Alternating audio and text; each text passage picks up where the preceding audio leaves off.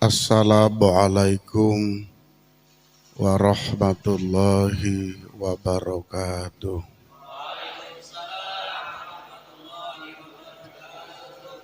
Bismillahirrahmanirrahim. Para hadirin Bapak Ibu sekalian jamaah Masjid Al-Huda yang dimuliakan oleh Allah Subhanahu wa taala.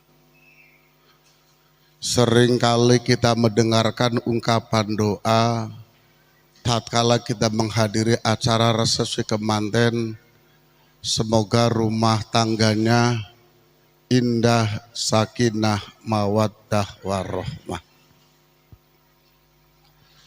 Sakinah bermakna kedamaian. Sakinah bermakna ketentraman seseorang yang membangun rumah tangga. Dari sekian banyak faktor yang mempengaruhi rumah tangga bisa damai, salah satunya adalah wa auladuhu abrorun. Memiliki anak yang baik secara lahiriah ataupun baik secara batiniah. Anak adalah merupakan anugerah. Anak merupakan amanah dan titipan dari Allah Subhanahu wa taala yang harus kita didik, yang harus kita bimbing, yang harus kita tumbuh kembangkan menjadi generasi-generasi yang membanggakan bagi orang tua dan membanggakan bagi seluruh masyarakat. Corak ragam anak-anak kita para hadirin, Allah memberikan gambaran di dalam Al-Quran. Minimal ada 4 sebutan tentang anak. Yang pertama Allah jelaskan di dalam surat At-Taghabun ayat 14. Ya ayyuhalladzina amanu, wahai orang-orang yang beriman. Inna min azwajikum wa auladikum aduwallakum. Sebutan pertama anak itu disebut sebagai aduwun, sebagai musuh bagi kedua orang tuanya. Fahdaruhum, kata Allah, kamu harus hati-hati terhadap anak. Wa in ta'fu, andai kata kamu tidak memaafkannya. Wa tasfihu, andai kata kamu tidak bisa memberikan belayan kasih sayang kepadanya. Wa taghfiru, andai kata kamu tidak bisa memberikan pengampunan kepadanya. Fa innallaha ghafurur rahim.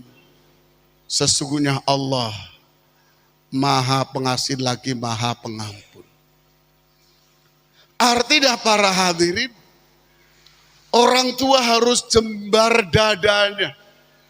Orang tua sebesar apapun kesalahan anak harus tetap memberikan perhatian kasih sayang, memaafkan atas keseluruh noda dan dosa yang anak-anak kita lakukan. Sekali anak, selamanya tetap anak, tidak akan pernah berpisah sampai yaumul qiyamah. Kalau kita punya istri para hadirin, ada ketidakcocokan lalu bercerai, maka berakhir pula seluruh kewajiban suami terhadap istri ataupun istri terhadap suami. Tapi sekali anak, selamanya tetap anak. Maka ada cerita para hadirin, besok di yaumul qiyamah ada kedua orang tua yang ahli ibadah, ahli sedekah, dihisab seluruh amal perbuatannya, sudah akan Allah masukkan ke dalam surga. Ternyata tiba-tiba anak datang. Interupsi, ya Allah, saya tidak rela, saya tidak ikhlas, manakala kedua orang tua saya masuk surga, sementara saya harus tertinggal di dalam neraka. Hitung-hitung terakhir para hadirin, karena orang tua salah mendidik, salah membimbing, salah mengarahkan, kedua orang tua dan anak-anaknya total masuk ke dalam neraka. Maka Allah mewanti-wanti dengan sebutan aduun, anak itu sebagai musuh. Yang kedua para hadirin, Allah melanjutkan masih di dalam surat yang sama. Innama amwalukum wa auladukum fitnatun. Anak disebut sebagai fitnah. Anak disebut sebagai ujian dan cobaan. Wa annallaha indahu ajrun azim. Manakala kita bisa mendidik dengan baik, sungguh besar pahalanya di sisi Allah Subhanahu wa Ta'ala. Mengajarkan ilmu Al-Quran, mengajarkan ilmu agama, bukan kewajiban para ustadz, bukan kewajiban para guru, bukan pula kewajiban para kiai. Tapi mengajarkan ilmu agama, hakikatnya adalah merupakan tugas dan kewajiban kedua orang tua kita masing-masing. Lalu di sisi Allah menghibur para hadirin. Anak disebut sebagai zinatun, sebagai hiasan. Yang namanya hiasan para hadirin mesti harus dirawat di tempat yang baik. Hiasan jangan diganggu, karena itu merupakan aksesoris. Begitu pula alat para hadirin. Allah jelaskan, al-malu wal banuna zinatul hayatid dunia. Harta yang Allah titipkan kepada kita dan anak-anak yang Allah anugerahkan kepada kita, zinatul hayatid dunia, adalah merupakan perhiasan dunia. Kadang kita terlalu bangga, kita terlalu senang dengan anak-anak kita, bukan masalah. Tapi Allah berpesan, la tulhikum amwalukum wala auladukum an dzikrillah. Boleh kamu bangga, boleh kamu senang dengan anak-anakmu, tapi kebanggaanmu terhadap anak-anakmu jangan sampai melupakan kewajibanmu kepada Allah Subhanahu wa Ta'ala. Wa may yaf'al dzalika fa ulaika humul khasirun. Tatkala kita terlalu membanggakan anak sampai melupakan kewajiban kita kepada Allah, maka kita akan termasuk golongan orang-orang yang merugi. Harapan dan dabaannya para hadirin, sebagaimana Allah sebutkan di dalam Al-Quran, anak itu sehingga menjadi qurrata a'yunin, sesuatu yang bisa menenteramkan hati, sesuatu yang bisa menenteramkan jiwa. Sebagaimana Allah jelaskan di dalam Al-Quran, Rabbana hablana min azwajina wa dzurriyyatina qurrata a'yunin waj'alna lil muttaqina imama. Rabbana, ya Allah, ya Tuhan kami, hablana, karuniakanlah kepada kami, min azwajina, dari istri-istri kami, wa dzurriyyatina, dan seluruh generasi kami. Hebat para hadirin. Doa ini mulanya dibaca oleh Nabiullah Ibrahim. Nabi Ibrahim berdoa tidak egois. Secara umum sebagian saudara-saudara kita berdoa, Allahumma ja'alna wa auladana, jadikanlah kami dan jadikanlah anak-anak kami. Tapi Ibrahim sungguh luar biasa. Rabbana hablana, ya Allah, ya Tuhan kami, limpahkanlah kepada kami min azwajina, dari istri-istri kami, wa dzurriyyatina, dan seluruh generasi kami.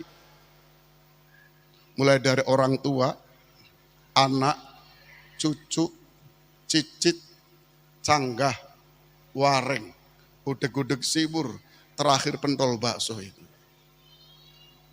Ibrahim sungguh luar biasa. Makbulnya doa Ibrahim, dari nasab Ibrahim dengan Siti Hajar, di akhir zaman bertemu Nabi akhir zaman Rasulullah Muhammad Sallallahu Alaihi Wasallam. Qurrata a'yunin, yang benar-benar menyenangkan manakala dipandang mata. Qurrata ayunin, yang benar-benar bisa menenteramkan jiwa. Waja'alna, dan jadikanlah diri kami, kata Ibrahim, jadikan istri kami, jadikan anak kami, jadikan cucu kami, lil muttaqina imama, sebagai pemimpin bagi orang-orang yang bertakwa. Doanya bukan anaknya ingin jadi kepala desa, bukan ingin jadi anggota DPR, bukan ingin jadi bupati, tapi lil muttaqina imama, sebagai pemimpin bagi orang-orang yang bertakwa. Sangat hati-hati para hadirin manakala kita salah mendidik anak-anak kita sekalian. Untuk menggapai generasi yang membanggakan, menjadi anak yang baik, menjadi anak yang soleh, tidak semudah orang membalik telapak tangan. Solusi terbaik, masukkan anak-anak kita di perguruan tinggi umum boleh. Tapi jangan lupa, anak-anak kita mesti harus tinggal di pesantren. Kita boleh kecewa manakala anak-anak kita buta ilmu umum. Tapi orang tua harus lebih kecewa manakala anak-anaknya buta akan ilmu agama. Karena seluruh ilmu pengetahuan akan berakhir setelah ruh itu keluar dengan jasadnya. Kecuali hanya ilmu agama yang sanggup menghantarkan umat manusia selamat di gasab menghadap Allah Subhanahu wa ta'ala. Sebagian di antara kita memasukkan anak-anak kita pesantren di Jawa, ada juga yang di Kalimantan Selatan. It's okay, ini bagus. Tapi ada kalanya orang tua yang masih belum bisa berpisah dengan anaknya.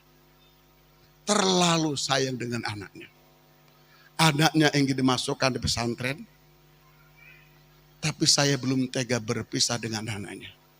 Kami memberikan solusi para hadirin, supaya putra-putri panjenengan bisa masuk pesantren, tapi tidak harus pergi ke Kalimantan Selatan, tidak harus ke tanah Jawa. Saya siapkan sebuah pesantren di Jalan Pendidikan samping Gang Mentari. Siap menghantarkan putra-putri panjenengan menjadi generasi-generasi yang soleh, generasi-generasi yang membanggakan. Semoga seluruh anak kita, dzurriyyah kita, Allah jadikan sebagai generasi yang soleh dan solehah. Al-Fatihah. A'udzubillahi minasyaitonir rajim. Bismillahirrahmanirrahim. Alhamdulillahirabbil alamin. Arrahmanir rahim. Maliki yaumiddin. Iyyaka na'budu wa iyyaka nasta'in. Ihdinas siratal mustaqim. Siratal ladzina an'amta 'alaihim ghairil maghdubi 'alaihim waladdallin. Wassalamualaikum warahmatullahi wabarakatuh.